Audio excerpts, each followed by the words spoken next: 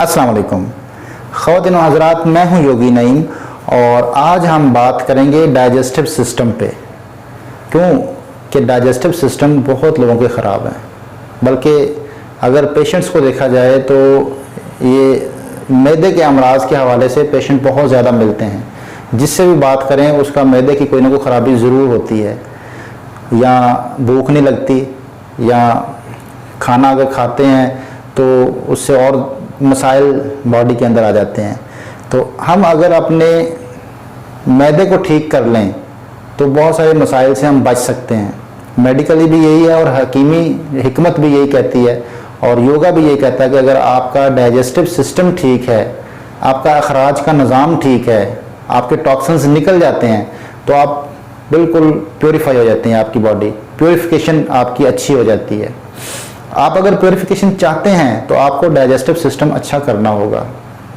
अब इस digestive system को लेके बहुत सारे लोग परेशान हैं, मेडिसिन भी लेते हैं, एक्सरसाइज भी करते हैं, योगा भी करते हैं। डाइजेस्टिव सिस्टम को बेहतर करने के लिए हम कौन सी चीज़ें करें ताकि डाइजेस्टिव सिस्टम भी ठीक हो जाए, भूख भी लगना शुरू हो जाए और हम जो खाएं उसका अखराज भी हो जाए, अंदर ना रह जाए। क्योंकि अंदर रह जाए वो जो चीज़ वो तंग करती है, परेशान करती है। ये एक ऐसा प्रॉब्लम चल रहा है दुनिया में कि इसका शिकार तकरीबन हम बहुत सारे लोग हैं, ज़्यादा अक्सरियत की तादाद इसका शिकार है। मैंने इस पे काम थोड़ा सा किया, मैंने इसको थोड़ा सा समझने की कोशिश की। मैं इंसान की जहाँ से शुरुआत होती है वहाँ चला गया, क्योंकि मैंने सोचा कि जो बच्चा है उसको खुराक कैसे दी जाती है। देखें, दुनिया में जो बच्चा पैदा होता है उसका खुराक लिक्विड है, उसकी खुराक चूस के लेता है। वो एक अमल है चूसना, वो चूसते हुए खुराक को लेता है, वो चबाता नहीं है, खाता नहीं है, चूसते हुए लेता है। फिर मैंने और थोड़ा सा पढ़ा, इसको थोड़ा सा मैं समझने की कोशिश की। फिर मैं हजूर नबी करीम सल्लल्लाहु अलैहि वसल्लम की जो मसनून ज़िंदगी है खाने के हवाले से, उस पर चला गया। मैं उसमें देखा, हदीस का मफ़हूम मैं बताता हूँ आपको कि हजूर नबी करीम सल्लल्लाहु अलैहि वसल्लम ने फरमाया कि खाना खाने के बाद अपनी 3 उंगलियों को चूसें, चाटें या चूसें, इससे रिज़्क़ में बरकत होती है। अब रिज़्क़ में बरकत का ताल्लुक क्या है? रिज़्क़ में बरकत से मुराद तो ये है ना कि आपको भूख लगेगी तो आप रिज़्क़ खा सकेंगे ना। घर में ला के रिज़्क़ रख लेना वो तो बरकत ना हुई रिज़्क़ की। रिज़्क़ की बरकत तो ये है कि आप उसको खा सकें, आप उसको ले सकें। मेरी अकल के मुताबिक इस हदीस का मफ़हूम यही बनता है कि अगर आप अपने डाइजेस्टिव सिस्टम को ठीक रखना चाहते हैं तो आप जो है वो फिर उंगलियों को चाटें, चूसें। यहाँ भी चूसने का अमल आ गया। फिर मेरे उस्ताद मोहतरम गुरु महाराज योगी वजाहत, उन्होंने मुझे जो चीज़ सिखाई मैंने उससे भी एक नतीजा अखज़ किया। उन्होंने फरमाया कि जो इंसान ग्रोथ चाहता है, बॉडी की कमज़ोर है, वो चाहता है कि जो खाए उसको लगे, तो वो चूसे किसी भी चीज़ को। उन्होंने मुझे बताया कि चूसने का जो अमल है ये इंसान के अंदर मजबूती लेके आता है, मसल्स की ग्रोथ करता है। तो ग्रोथ मसल्स की कैसे होती है? उसको तो कोई चीज़ मिलेगी तो ग्रोथ होगी ना, मसल्स को कोई एनर्जी मिलेगी तो ग्रोथ होगी। इसका मतलब ये हुआ कि इंसान के अंदर जो जाता है, जो इंसान खाता है, उसको यूज़ करने के लिए चूसने का अमल बहुत अहम है। अब इसको हम ले लेते हैं दोबारा फिर बच्चों की लेवल पे।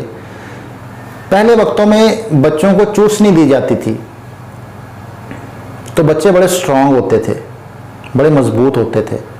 आजकल हम बच्चों को बहुत सारे सप्लीमेंट भी देते हैं लेकिन बच्चे उस लेवल के मजबूत नहीं हैं। आज भी अगर आप ऐसे बच्चों को कंपैरिजन करें जो चूसनी लेते हैं और जो बच्चे चूसनी नहीं लेते, तो आप देखेंगे चूसनी लेने वाले बच्चे, चूसने वाले बच्चे ज़्यादा मजबूत होंगे, एक्टिव होंगे।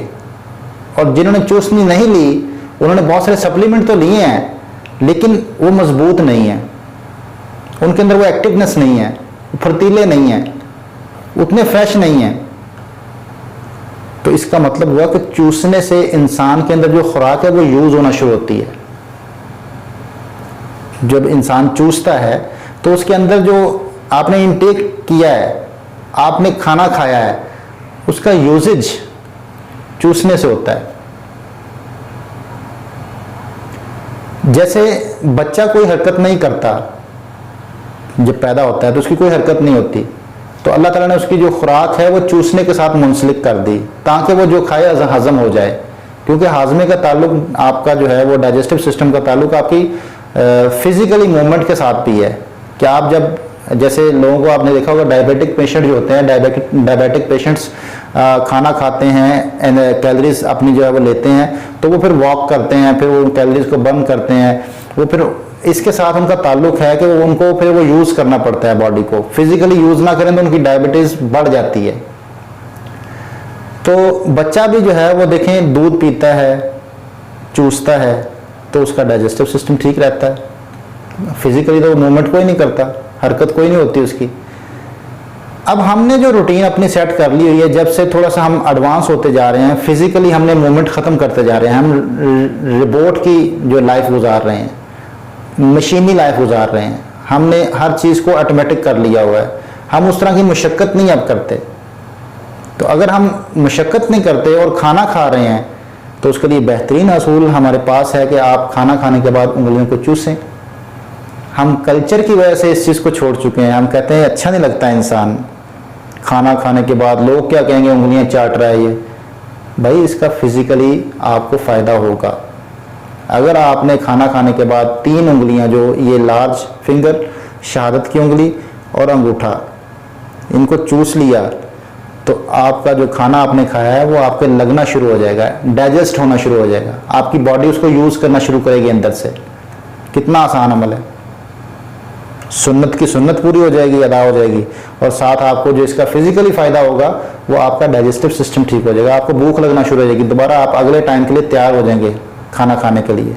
हम तो आजकल खाना खाते हैं बगैर भूख के, भूख लगती नहीं है, हम टाइम पे खाना खाते हैं। तो अगर हम चाहते हैं कि भूख लगे तो खाना खाएं, तो फिर आप उंगलियों को चाटें, चूसें, चूसने का अमल आप अपनाएं।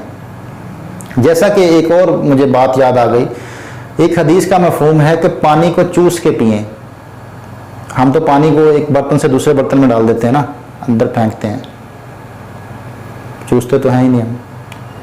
जिसका हुक्म हुआ कि बहुत आहिस्ता आहिस्ता चूस के आप पिएं, उसको देखते हुए पिएं और वक्फे वक्फे से पिएं। हम में से कितने लोग हैं जो पानी वक्फे से पीते हैं, मतलब थोड़ा सा पिया फिर छोड़ दिया, थोड़ा सा घूंट, एक घूंट लिया फिर रख दिया, फिर दूसरा घूंट। हम तो एक ही घूंट में पूरा गिलास पी जाते हैं। तो इसीलिए हमें फिर प्यास बहुत ज़्यादा लगती है, उससे प्यास बुझती नहीं है। तो चूसने से क्या होता है मैं बताता हूँ। एक तो प्यास बुझ जाती है, दूसरा आपका पानी यूज़ होना शुरू होता है आपके अंदर। तो पानी को भी चूसने के साथ जोड़ दिया हदीस का जो मफहूम है। तो मैं पूरा जो ओवरऑल निचोड़ निकालता हूँ, मैंने जो सारी चीज़ों को पढ़ा और देखा समझा योगा के मुताबिक भी, अगर आप चूसना शुरू कर दें तो आपका कभी भी डाइजेस्टिव सिस्टम ख़राब नहीं होगा, कभी भी डाइजेस्टिव सिस्टम ख़राब नहीं होगा। आप खाना खाएं, आप उंगलियां चाटें, या कोई वैसे कोई चीज़ चूस लें। आप मुंह में गुठली रख के चूस सकते हैं, मुनक्का रख के चूस सकते हैं। अगर आपको उंगलियां चूसना बुरा लगता है लोगों के सामने, तो आप कोई भी खजूर मुंह में रख के चूस सकते हैं खाने के बाद। खाने के बाद थोड़ा बहुत चूसा करें, आपको अगले वक्त के लिए भूख लग जाएगी और आपका मैदा कभी ख़राब नहीं होगा, कभी भी ख़राब नहीं होगा। तो ये थोड़ी सी जो बातें थी मैंने करनी थी आपके साथ। अब हम आते हैं कि योग के कौन से पोजेस किए जाएं जो डाइजेस्टिव सिस्टम ठीक हो। डाइजेस्टिव सिस्टम के लिए जो बेहतरीन पोज हैं योग में, वो सीधा लेट के आप दोनों लेग्स इकट्ठी अपनी तरफ फोल्ड करके रोक लें। पवन मुक्तासन कहते हैं उसको। पवन मुक्तासन बेहतरीन माना जाता है डाइजेस्टिव सिस्टम के लिए। अगर आपका खाना डाइजेस्ट नहीं हो रहा, और आप चाहते हैं डाइजेस्टिव सिस्टम ठीक हो, तो पवन मुक्त आसन को आप अपना लें। मैं अभी आपके सामने पेश करता हूँ, बहुत आसान है। मैं कोशिश करता हूँ कि मेरे जो व्यूवर्स हैं वो आसानी में रहें, मैं मुश्किल पोजेस की तरफ लेके नहीं जाता, इसलिए कि मैं अपने आप को पेश नहीं कर रहा, मैं ये चाह रहा हूँ कि जितने लोग मुझे देख रहे हैं वो कर सकें आसानी के साथ। सीधा लेट जाएं और दोनों घुटने जो हैं अपने तरफ खींच लें और यहाँ पकड़ के रोक लें।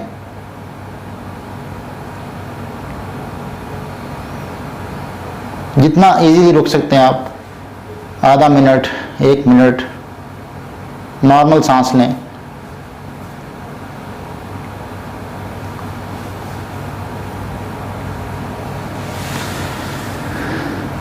फिर आप करवट लेके उठ जाएं। तो ये